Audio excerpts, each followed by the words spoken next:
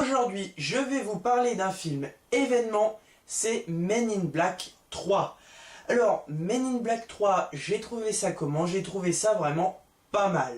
Pas mal pour un Men in Black, c'était vraiment une surprise parce que je m'attendais vraiment pas à un résultat comme celui-là pour ce troisième opus. Alors, Men in Black 3, ça raconte quoi?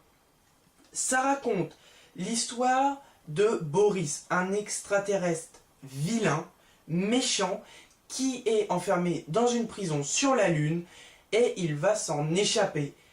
Pourquoi il s'en échappe? Parce qu'il veut retrouver le Men in Black qui l'a enfermé dans cette prison et en plus cet agent lui a coupé le bras. C'est K en question qui est à l'origine de cet emprisonnement.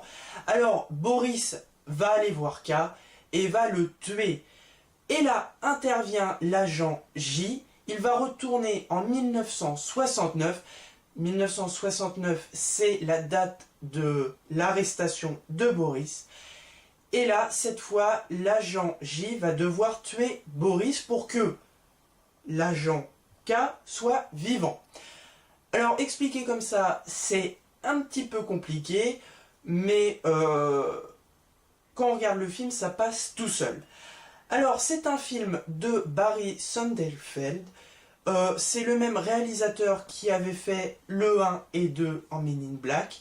On y retrouve les acteurs Will Smith et Tommy Lee Jones, les deux principaux acteurs de la saga. Et un petit nouveau, c'est Josh Brolin. C'est un nouveau qui joue extrêmement bien. Alors, il joue précisément le rôle de l'agent K quand il était jeune en 1969. C'est vraiment un jeu d'acteur parfait, sa prestation est parfaite. Alors, c'est un pari risqué pour le réalisateur de faire un préquel de sa saga. J'y croyais pas trop au début, mais j'avoue qu'il m'a convaincu.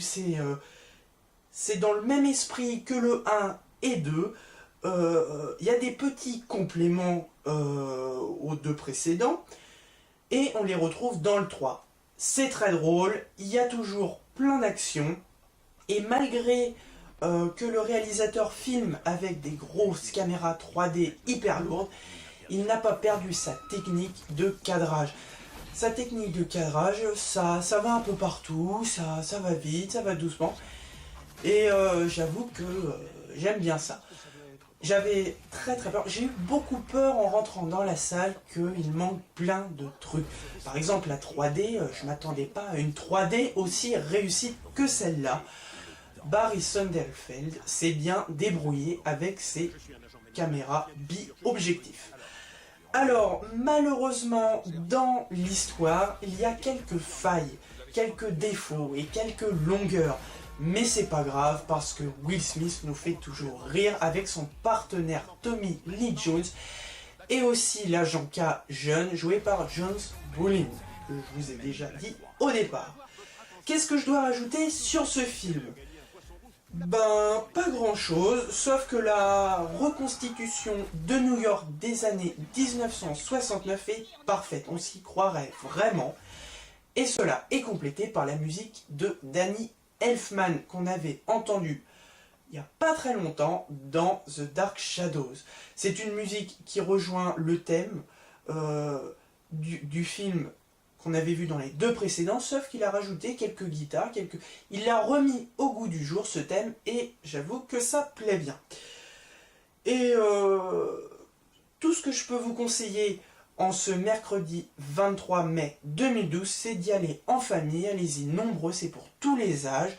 Les extraterrestres sont plus moches que jamais, c'est vraiment très bien.